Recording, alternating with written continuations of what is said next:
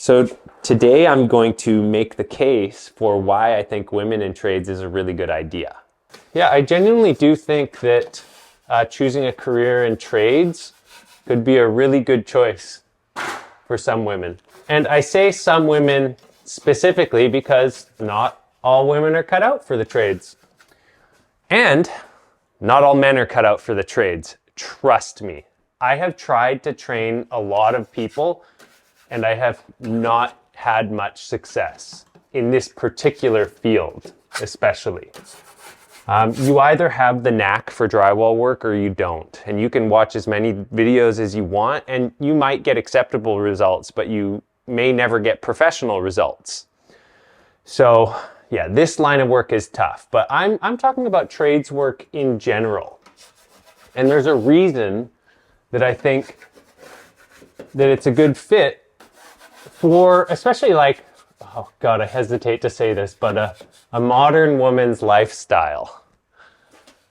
Forgive me for saying it that way, but I want to try and lay out like a potential, this is what I say to my daughter, right? Keep in mind, I have 3 daughters. The eldest is really interested in construction. And I've kind of thought for a long time that like a good plan for a woman who wants a good career, but also might want to have a family someday, I think the trades actually provides some really good flexibility for that. Sorry, I've just been scraping this out so when I start coding, I don't get a bunch of crumbs. Okay, so let's just map out a potential sort of life plan here. And forgive me, for being yet again a man saying how they think women should map out their life. This isn't intended to be that. But this is the advice I give my daughter. So let's say that you do choose to go into trades, from about the age, like you could, these days you can actually get started in the trades in high school.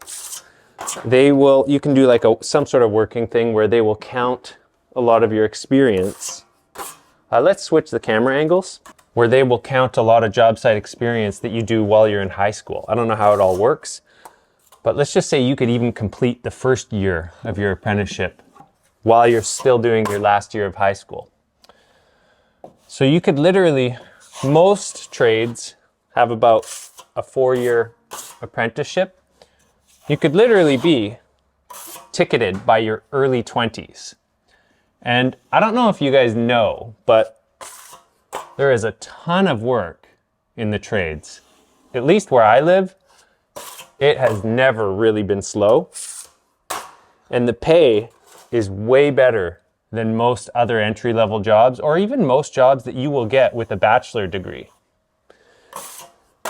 And in my opinion, it's also less likely to become obsolete in the next 20 years. So let's just say you decide to go the trade route as a young woman, and by the time you're in your mid-20s, you should be making like a full journey person's wage. Journey person doesn't have the same ring as journeyman. Journeywoman's not bad. It's definitely better. Making a full journeywoman's wage rate. I'm just laughing because of the clunkiness of having to try and adapt my words to the current climate. But anyways, so mid-20s you're making a ticketed tradesperson's wage. Like let's say you choose electrical work. That's good money. Do you know what a ticketed electrician makes? What do they make? 40 plus. 40 plus an hour. And we're talking Canadian dollars right now in Vancouver. 40 plus an hour. How many of your friends that got office jobs after, oh, by the way, you don't have to go into debt when you go to school either. The school, a lot of it is paid by employment insurance, although that's called something else, I think. No, it's still EI. So a lot of it is paid by that. And it's only, I think electrical work is what, like 9 or 10 weeks per year for 4 years. So your schooling is like 2.5 months per year, and then you come out making good money. So now let's think about it a little more long term. Let's say you end up in the position where you would like to start having kids, have a family. Trades work, especially some of the service things like electrical work, I think is a good option there, because a lot of the time, if you don't fully book yourself up, you can only book like, 4 hours a day, 6 hours a day of work. You can make your own schedule. So if you are in a position where, like, let's say you take 5 years off because you want to kind of have kids, get that part done, you could then go back into the field, self-employed, doing smaller jobs, and leaving that flexibility for family life. And making really good money when you go and do it too. Compared to, like, you're not going to find any other work where you can make those same rates part-time, setting your own schedule. So I think I am looking at it with rose-colored lenses to some degree. In order to keep customers, you can't always set your own schedule. And I know this because I've been self-employed for a long time. For me, now that I have YouTube income that helps me have a more flexible schedule, usually the way it works for me is like I have to work really hard for a couple months to get all the jobs done and make sure I stay on schedule for my customers. But I can then usually set aside some time, a week or two, right? Or at the very least, I often will try and schedule a 3 or a 4 day weekend between bigger jobs. So I can do that, and that sort of like helps me have a better quality of life with my family. So I genuinely do believe that the trades, especially ones like even this line of work, right? Like if you got good at doing this and you know how to do a really good patch, and maybe you get good working with quickset, so you know how to minimize your trips to the job and learn how to price them properly so you're actually making money. You could work only a few days a week doing this kind of stuff. You will be sort of on other people's schedules to some degree, but like, I think it's possible. Like there's a lot of times where I've just been doing, the smaller jobs, the patch jobs, and I'm only working about 6 hours a day. So I think it does provide good income while providing flexibility. So that's why I think that the trades is an overlooked option for a lot of women. And I think a lot of women don't look at the trades because they haven't grown up with people telling them that it's an option for them. They're not encouraged to do it. And again, maybe I have rose-colored lenses here because I was raised by a woman who was very capable. She renovated her own homes in her 50s, and she was just always doing stuff. My sister is a very capable person. My wife is a very capable person. I have hung 14-foot sheets of drywall, 14-foot long sheets of drywall on a sloped ceiling with my wife. And she did it like a champ.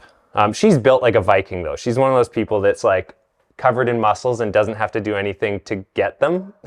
But I have done, much smaller jobs with men who couldn't keep up. So I've also worked with my daughter a bunch. She's very capable, catches on really quick. So I'm surrounded by strong, capable women. But I also just believe that most women are capable of much more than either they have given themselves the opportunity to find out, or capable of more than the society they live in will allow them to do. Because we have to remember, this is why I don't always use this trowel. I got to remember to wipe it at a different angle, especially when filming videos. We have to remember that not everyone lives in North America. Not everyone has this, culture of like working towards empowering women to do the same things. To at least even I don't know what I'm getting at. All I'm saying is not every man is capable of doing construction work and not every woman is.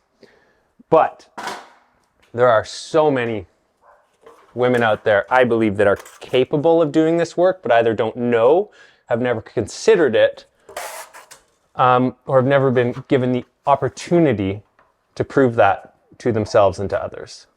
I think there are many women who will be able to be very successful in the trades of their own merits. I don't think anyone needs any handouts or incentives. I genuinely believe that we will start to see more women in trades in the future, especially if they start to realize that there's actually really good opportunities there. And shout out to a few of the female influencers, especially in the drywall field. We got Drywall Shorty. She does a good job of representing women in the trades. There's another person, Teak Interiors. She does drywall stuff on Instagram. There's been lots. There was that plastering girl. I believe she left Instagram. I don't know if she did or not. And there's reasons for that. She had her reasons. I think part of it was family stuff. She actually did a good post on the stresses of being an influencer, especially Instagram. I would say, I think women have an opportunity. They definitely have an interesting opportunity with social media and the trades, but that journey is fraught with peril too. Because why? Men are weirdos, and most of your followers are going to be men. And some men are good, honest, stand-up guys, but there's plenty that are just weirdo creeps, and you will find them all on Instagram, especially if you happen to be, especially if the camera loves you. I would love to hear some of Drywall Shorty's stories about what she has to put up with in the comments. I know that plastering girl said that she was nonstop harassed by men who either disagreed with what she was doing, wanted to work for her, wanted to slide into more than her DMs. Like, it was a lot of really unhealthy and kind of, yeah, that's a hard energy to deal with. And I think it would also be naive to say that there wouldn't be some of that women wouldn't have to deal with some of that in general working in the trades, especially because it's not an area that we've had to spend a lot of time making space and modifying our behavior. Like, I would say definitely on a construction site, just trying to fill that corner properly. On a construction site, it often does feel like the playground. You know, we say what we say and we do what we do. And in some cases, it's not always appropriate. Let's be honest. So there would be an adjustment period as some people get used to having to be a little more civil. And you know what? That's going to be a case-by-case thing.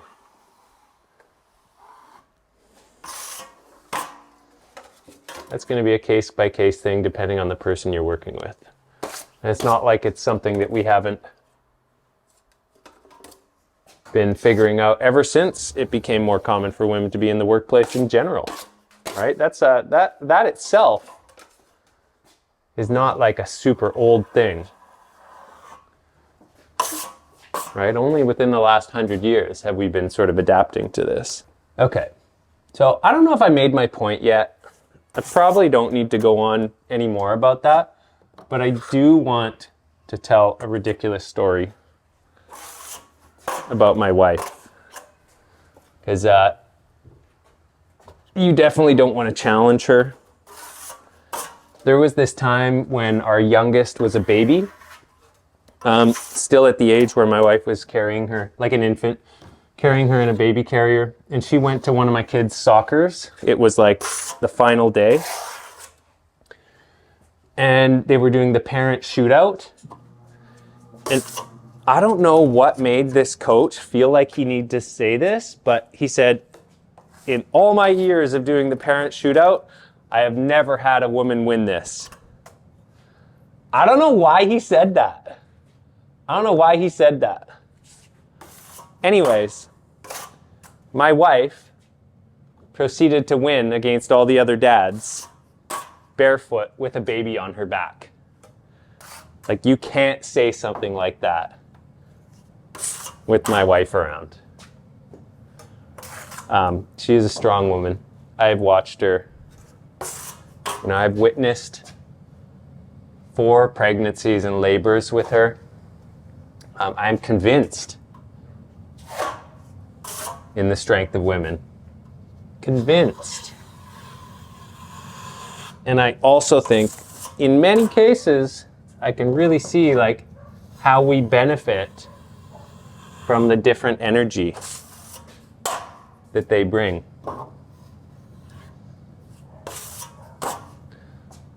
I'd say societies tend to resist it for a long time first.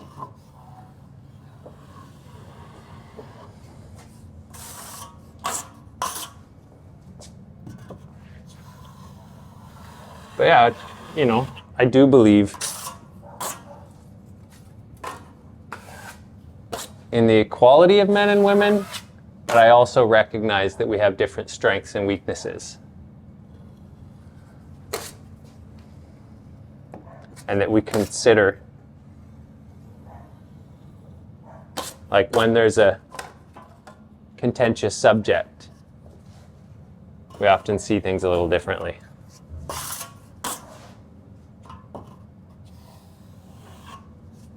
But that when you weigh both sides, you kind of put them together. Now I'm just speaking in platitudes practically, but I think I often think a female perspective is really important to help balance out a male perspective. And my perspective is just looking at this drywall right now. But we're getting it done. Okay, what else do we have to do? I'm gonna keep coating drywall. Okay, you guys, I think we're gonna end the video there. It goes on for like another 15 minutes, but I have a hard time imagining I actually said anything more to emphasize my point. And my point was not that all women would be good in construction, because again, most men actually aren't cut out for construction work either. But what I would say is the ratio of women who could be good at construction, who have considered it, is going to be much lower than the ratio of men who could be good at construction and have considered it would be. Just simply because it hasn't been presented as an option to most women. So that's really all this video is about. It's about saying, hey, have you ever considered this? You might actually be really good at it. So that's it. And there's only one way to find out. Go try something. Okay, thanks for watching, you guys. I hope you're doing really well, and till the next one.